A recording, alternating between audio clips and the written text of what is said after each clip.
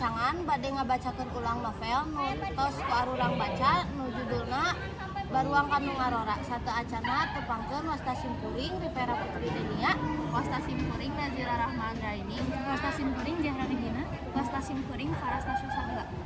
Wilujeng Nyakseni. Di dieu abdi bade nyaritakeun ulang novel Baruang Kanu Ngarora ti bab 1 nepikeun ka 5. Malam Senin tanggal 14 bulan Hapit Legi di Bumina Tuan Haji Abdul Rauf di Kampung Pasar haneuteun pisan teu cara sasari kawas aya perkara nu aneh. Ari peuting harita teuing ku caang bulan kawantu tanggal 14 ngebrak cara ti beurang bae langit bersih bentang barangan matak bunga ati nu keur birahi. Di Bumina Haji Abdul Rauf meuni rame pisan kulantaran anakna nyaeta Nyi Rapiah rek dilamar ku Ujang Kusen. Teu lila Ibu Haji Basina datang pangawalna ka Imah Haji Abdul Rauf bari mawa seserahan kanggo Nyi Rapiah jeung Ujang Kusen. Kulantaran Nyi Rapiah narima perjodohan ieu jadina Nyi Rapiah teu meunang ka dapur-dapur acan dipingit lamun ceuk Sundana mah sabab rek dipangantenkeun. Pas Nyi Rapiah keur dipingit aya nu datang nyaeta Nyi Dampi anu nawarkeun dagangan ka Nyi Rapiah sangkan Nyi Rapiah teh meuli daganganna. Nyi Dampi teh ngajual samping jeung ali nu akhirna dibeli ku Nyi Rapiah mah samping atawa sinjang kain. Di dinya teh Nyi Dampi nyarita tentang Aum Usman nu hayang wawawuhan jeung Nyi Rapiah. Nyi Dampi oge nembongkeun potret Aum Usman. Aum Usman teh kacida kasepna nu matak bisa ngagelokeun awewe. Nyi Rapiah teh kabandang ku Aum Usman. Dina hiji sore Aum Usman keur nangkring jeung babaturanna di teras. Aum Usman teh nyaeta putra hiji menak gede sarta Aum Usman oge kabandang pisan kuat kaedanan ka Nyi Rapiah. Akhirna mah Aum Usman teh minta bantuan ka Abdullah sangkan si Abdullah neangan informasi tentang Nyi Rapiah. Acara kakawinan Nyi Rapiah jeung Ujang Kusen teh tos kaasup tanggal 17 Raya Agung nu hartina geus deukeut sabab tanggal geus mendekati acara kakawinan pasti di imahna Haji Abdul Rauf teh loba jelema teu beurang teu peuting pasti aya wae nu ngalayat sareng babantu. Caturkeun isukna tanggal 17 Raya Agung pukul 8 panganten lalaki dibijilkeun ti imah beunang didangdanan geus didangdanan teh selak ditumpakeun kana kuda nyampak di imah teh geus pinuh jelema sabari nyang hareupan idangan. Barang geus pukul 2 panganten awewe lalaki didangdanan mulai ti awak jeung beungeutna. Sanggeus didangdanan Nyi Rapiah ditungtun ku hiji sepuh direndengkeun jeung Ujang Kusen. Ujang Kusen mani nyeblak ningali kagelisan Nyi Rapiah. Nyi Rapiah oge teu kurang bogohna ka salakina sabab Ujang Kusen teh lain jelema jore-jore tegep sarta manis budi. Ti beurang nepi ka peuting dipinuhan ku acara kawinan Nyi Rapiah jeung Ujang Kusen.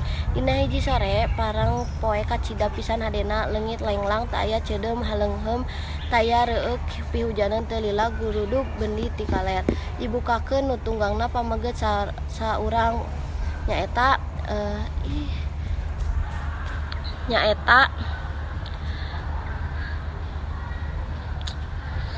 telila gurudug bendi ti kaler kapna dibukakeun nu tunggangna pameget saurang mana horeng Aum Usman barang nepi ka Nyi Rapiah katingali keur rangtung dipantau tuluy dideheman bari diajak ku mojeng. Saenggeus Nyi Rapiah awas Aum Usman asup ka dapur bari api-api nyamperkeun indungna. Ujang Kusen ningali Nyi Rapiah jeung Aum Usman teu kira-kira bae ambekna ngan Ujang Kusen ari rek ngambek ka pamajikanna can wani. Ujang Kusen teh inget kana papatah kolot mun keur ambek eta papatah teh aya loba ngan Ujang Kusen make papatah anu nginum ciatah teu lila amarahna teh leler. Baruang Kanu Ngarora bab 6. Nurutkeun adat istiadat, lamun panganten geus 7 peuting di imah kolot awewe, kudu diunduh dipindahkeun ka imah kolot lalaki. Nyi Rapiah oge kitu kusabab eta Tuan Haji Abdul Rauf jeung pamajikanana kacida sedih atina kawantu budak diogo. Saumurna tatara ngarasa misa jeung kolot, lain teu boga deui anak, loba eta ge, tapi eueuh nu diogo cara Nyi Piah. Loba pisan kasienan, tapi dalah dikumaha da umumna jelema mah kudu laki rabi. Jeung deui kolot teh moal salilana aya awal akhir pasti pisah. Kusabab eta teu bisa kukumaha iwal ti kudu pasrah ka Gusti Nu Maha Suci. Tapi sanajan kitu, Tuan Haji Abdul Rauf teu kurang ikhtiar mapatahan budak sina ngarti kana jalan anu bener. Cek lebe oge amal nurutkeun ilmu. Kusabab eta jelema mah kudu diwara ku kahadean. Cek Haji Abdul Rauf, piah dangukeun papatahan Abah. Ayeuna maneh geus boga salaki, geus aya anu wajib. Kedeung deui di dinya pindah nuturkeun akangna. Da kitu adatna, awewe mah kudu nurut ka salaki. Mun teu ridho teu silih sing hareup tangtu salaki teh moal nyaah. Sabalikna, lamun maneh ulah boga hate takabur. Lamun maneh geus ngarti nu 7 perkara eta, pek gerak rendahkeun hate ulah ngarasa luhur, kono jeung ngahi ka salaki mah. Papatah Abah, maneh kudu ngarti boga salaki teh gede pisan mangpaatna. Salaki teh gantian indung bapa nu bakal nyukupkeun sagalana, nu bakal bela jeung nyaah. Ku Abah geus disebutan jalan anu matak jadi ancur kusabab kahiji kagorengan, kadua kabodohan, katilu kangedulan. Anu tilu eta teh cicingna dina ati, ucap jeung lempah. Pikeun ngahalangan nu tilu eta ulah sok resep lalajo atau indit-inditan sorangan, ulah sok kukulutus ka salaki. Contoh kagorengan ati teh gede ambek, resep ngahina, sombong, goreng sangkan ka salaki timuruan jeung koret. Bab 7. Kacaritakeun di bumina Tuan Haji Samsudin geus sasadiaan rek ngunduh mantu. Anjeunna geus ulem-uleman ka wargi-wargina jeung ka sobat-sobatna menta dipangmampakeun panganten. Nepi ka poe nu geus ditangtukeun kira-kira jam 4 sore, kareta bendi jeung doka rebul rek ngiring panganten. Nyi Rapiah jeung Ujang Kusen didangdanan deui jiga bareto. Saenggeus siap jeung rombongan teh muter-muter kota nurutkeun adat istiadat. Geus beres muter, tamu undangan geus pinuh. Komo nu lalas somah. Sameme asup, panganten disawer heula. Geus beres, tuluy panganten dibawa asup jeung didiukeun. Geus kitu, tuluy Karmini tukang tembang maju ka hareupeun panganten nembangkeun pupuh dangdang gula. Geus brak ngariung, tuluy bubar, peutingna nanggap wayang kabeh riung. Mung pulung si Abdullah oge aya da geus janjian jeung Aum Usman jam 10. Aum Usman datang ka panglalajoanan, beungeutna ditutupan jeung sirahna dikerudungan.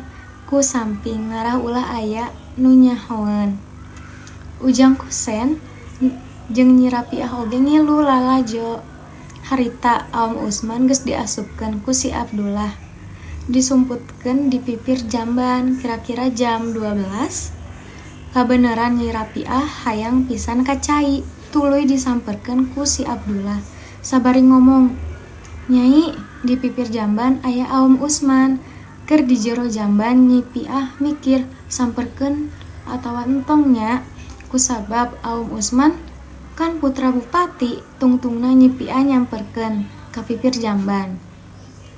Geus beres ngobrol, Nyi Rapiah buru-buru ngaleos ka jero imah. Teu bijil deui Ujang Kusen sok dititah nagihan sewa imah jeung piutang nu sejenna. Tapi Ujang Kusen teu geunah pikiran ningali unggal sore si Aum Usman sok ngaliwat jiga nu ngahajakeun. Kitu deui Nyi Piah jiga nu megat. Ujang Kusen kacida ambeukna ningali Nyi Piah indit ti imah lila pisan. Sanepina di kamar, Ujang Kusen ningali Nyi Piah keur api-api sare. Ujang Kusen nanya bari morongos, "Nya baka mana tadi maneh Pia?" Nyi Rapiah nembal bari nyereng. "Naon ieu teh nanya tapi peporongos?" "Wah geuning ceuk si Enah, nya batadi digugu teuing jelema ti isuk sare bae. Darieu tah kitu jelema boga dosa mah sok nyieun gara-gara ari datang ka imah ngambek ka pamajikanna." Dan da kami nyaba teh nagihan barang kira-kira geus jam 4 sore. Tuluy nyipiah hudang. Jika cai mandi sanggeus mandi, tuluy make pakaian anu hade tur bersih jeung dibedak. Gek diuk bari nyepah, bari mapatkeun asihan dipulet uket jeung aji sabda kahemengan ditujukeun ka Ujang Kusen. Datang eta asihan cara angin puyuh nebak ka Ujang Kusen. Barang Ujang Kusen nempo ka Nyi Piah, rep sirep amarahna parem. Ngan ata asih campur boga kitu cek dukun nu ahli kana asihan. Tapi ari cek nu ngarangan mah lain kitu saha anu moal kagoda ku si Nyi Piah. Sakitu gelisna. Sakian ti abdi. Wassalamualaikum warahmatullahi wabarakatuh. Awal mulai di bab 8 teh nyaritakeun Ujang Kusen nu aya pikiran hayang pindah ka lembur Seke Awi. Sabab di dinya teh aya distrik bapana nyaeta Panggilingan Gula. Selain eta aya oge kebon kopi lega pisan. Manehna yang usaha di dinya sanajan pabrik gula bapana atos dicekel ku lanceukna. Jadi Ujang Kusen teh rek jual meuli kopi di gunung, rek dagang barang jeung rek nyawah lantaran sawa di dinya teh lega pisan. Dina hiji peuting pek dicaritakeun ka hayang Ujang Kusen ka Nyi Rapiah. Ari walonan Nyi Rapiah henteu panjang, ngan pokna ngiringan bae sabab kaingatan kana piwuruk bapana. Sumawan kacaangna najan kaliang cocopet wiwilanganana awewe mah kudu nuturkeun. Isuk-isuk na jam 6 Ujang Kusen jeung Nyi Rapiah indit. Caturkeun Ujang Kusen jeung Nyi Rapiah barang geus lingsir panon poe nepi ka Seke Awi, kadulurna geus dipangosongkeun imah jadi tuluy bus kadinya bae. Sakabeh tetangga-tetangga sumawon dulurna pada maranggihan ka Nyi Rapiah aya nu ngabantuan tetebah jeung aya nu ngapopolahkeun. Saminggu awal di dinya tacan mikir-mikir kana gawe ngareureuhkeun heula, capek jeung hayang nyaho peta-peta di dinya. Nyi Piah lewat saking ngarumasna uret cicing dina gara sakitu ramena ayeuna di lembur pasisian deket gunung. Urut menjo gedong-gedong nu aralus nu raresik di dinya mah lobana imah awi hantep eurih saung lisung ranggon jeung diburuan jareblok kalotor ditepus bubro tai kotok jeung ranggap hayam ngalajengir. Estu matak rujit pisan ngan masih anu dulurna nu alus teh imah kai hateup kenteng dicet imahna goreng pisan tayap pibataheun. Turuk-turuk eta lembur rada nenggang nu padeukeut teh ngan pamegar sarina bae anu panganehna pabrik gula tapi lain deui pisan jeung pabrik-pabrik di daeuh. Ari ret nenjo ka tonggoh ngadingding gunung jeung pasir tatangkalan mani poek enggon babi uncal mencek malah sok aya oge maungna. Geura di mana pimatakeun betahanana. Sumawon pikeun nu keur gering pikir cacakan kanu cager oge kurang-kurang mah matak kaluman matak gering ngalang layung. Kocapkeun Ujang Kusen geus prak matakeun usaha. Duit pamodalan ti bapana teh 200 perak geus dibalikeun kana barang batikan keur didaeuh keneh. Eta dicekel ku Nyi Rapiah. Anu 200 perak dibalikeun kana kebon kopi demi anu 100 perak deui keur modalna. Pikiranana gampang upama teu mahi modalna rek menta deui kakolotna dapon geus katoong pikauntunganana. Eta lampah lain goreng-goreng jalan, cacakan mun dibarengan ku kalulusan mah sarta temen ukel tangtu matak beunghar. Nyi Piah dagangna laris oge, dibarelian ku urang gunung jeung urang kemitan tur ta harita tacan usum kopi jeung musim panen. Ari Ujang Kusen ngurus sawah sabab harita geus usum nyambut. Jeung salang-salang sok ngabantuan gawe dulurna da kebon kopi mah harita tacan aya urusanna kana musim metik ngadago sabulan deui. Eta mah kudu mangkalan teu beunang didongkang ti lembur. Ujang Kusen teh kawas nyaring pisan pikirna kana jalan nyer kipayah. Cacakan budak ngora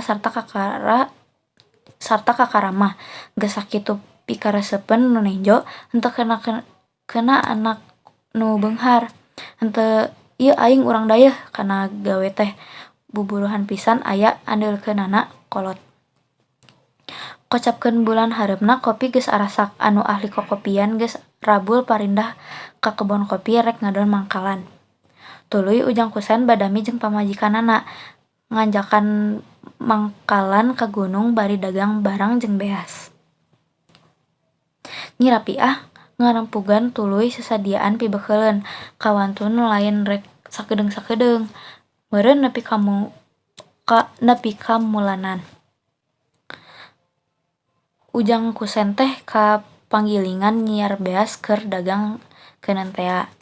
Barang geus sadia sarta geus nepi kana poe beunang ngitung, jung indit. Nyi Rapiah tumpak kuda bikang digondeng ku hiji gundal beunang di samping Bang Sarung di baju salontreng gadung diparet ku kancing emas buah huni. Didudukuy palentung di air emas, karembong lokcan dibeberkeun kana beuheung. Nyekelan pecut jeung tali kadali, nuturan menak istri baheula. Liwat saking matak lucuna tina bisa nyurupkeunana. Ujang Kusen tumpak kuda jalu hideung sandel bari nyarondeng bedil. Lanjangna bawa ti dayeuh tea milu. Tapi badarat bae bareng jeung kuli-kuli nu nanggungan enggon beukelan jeung dadagangan. Matak lucu pisan, petanan nu keur lumaku, pangheulana Nyi Rapiah diiringkeun ku aleutan nu naranggung. Ujang Kusen pang pandeurina anu jadi jagapati Jagabaya. Loba jalma anu bruk-brek dariuk marukakeun menak nu rek kapasanggrahan.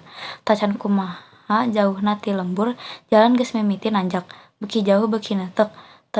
Nepi ka Nyi Piah kapaksa kudu turun. Mun geus manggih nu datar atawa anu nyangsaya kakara tumpak deui. Atuh jalma tara tuturumpang jauh ngan ulu kutek di imah bae, kari-kari harita kudu nanjak sakitu neuteukna teu kira-kira bae ripuhanan beungeutna meni euceuy kesang luut leet kawas anu mandi bae. Keur di dayeuh mah ari parang oge nya barada jauh, tapi tara nepi ka badarat kudu bae numpak dokar atawa bendi. Lila-lila hirup di dinya Nyi Rapiah teh teu betaheun, manehna ngomong ka Ujang Kusen, "Kang kumaha kuring teh ku geus teu kuat cicing di dieu teh, lain kuring teu ngawula ngan maklum bae atuh kuring ngawok awewe tur teu biasa ti tadina, kudu turun gunung unggah gunung, kacai ge sakitu hararesena lain kuring teu ngawula ka wayahna. Kumaha atuh da teu kaduga sugan urang dugdeg ti lembur bae, kuring cicing di lembur bari dagang akang pulang anting ka dieu. Jeung deui ari kahayang kuring mah montong nyangsara teuing maneh, da akang putra nu beunghar, bapak kuring oge teu malarat. Rek balang siar mah urang di dayeuh bae riung Mang Pulung jeung kolot, urang dagang barang atawa naon bae moal kurang pijalaneun. Cicing di sisi mah sagala ngarumas sagala ngawangu, kawantun lain manukna sumawana kuring ngawak awewe najan akang oge moal cara di dayeuh." Kitu omong Nyi Rapiah ka Ujang Kusen teh. Tah asup ka bab 8. Awal mulana Nyi Rapiah teh diseuselan ku Abdullah. Awalna mah Nyi Rapiah ngadaweung bae di tepas sorangan. Ujang Kusen keur ka gunung. Keur kitu pacenghul Abdullah saurna mah ngabantuan encit jualeun. Tapi sabenerna mah aya maksud lain nyaeta mawa Nyi Rapiah ka dayeuh deui. Kanu ngarora bab 8.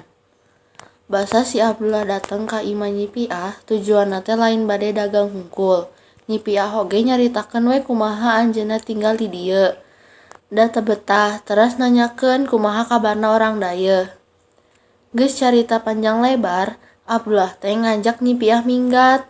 Nyi Piah oge akhirna mah ngiring ka dayeuh sareng Abdullah. Da geus teu betah oge tinggal di dinya teh. Kulantaran nyampe dayeuh geus burit, jadi Nyi Piah teh teu langsung ka bumina. Nyi Piah teh dibawa ka bumi Abdullah. Teu lila ti dinya Aom Usman sumping, teras duanana nyaritakeun kumaha basa anjeunna teh teu papanggih. Isukanana Nyi Piah balik ka imahna dianterkeun ku Abdullah. Barang nepi ka imah Haji Abdul Raub, Nyi Piah langsung asup ka dapur. Ari Abdullah mah langsung weh kabur supaya ulah kanyahoan ku kolotna. Dulurna anu ningali Nyi Piah teh aya nu bungah aya oge anu reuwas. Basa ditanya wayah kumaha ti ditu. Nyi Piah teh ngabohong lamun manehna teh ti ditu ti kamari mondok di warung papentasan.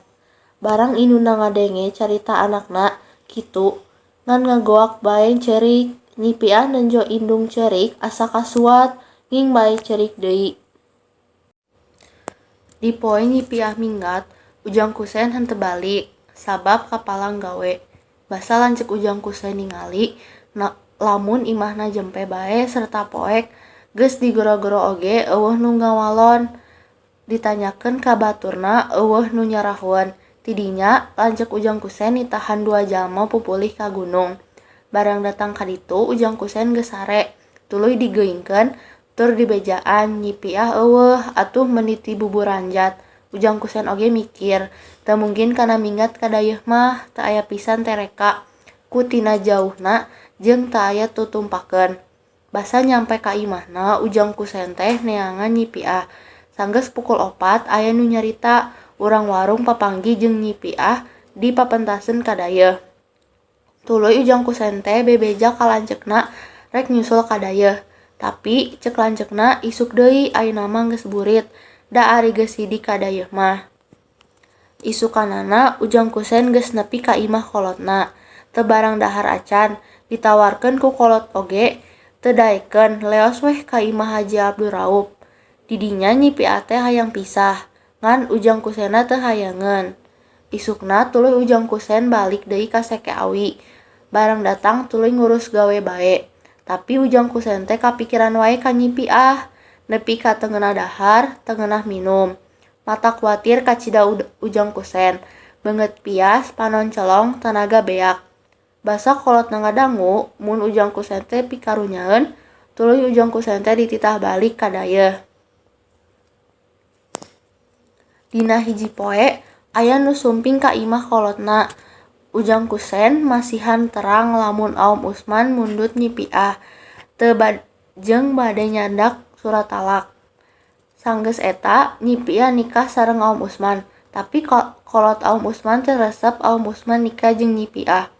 Ujang Kusen oge nikah deui tapi teu lila oge pisah deui. Da awewena teh teu siga Nyi Piah.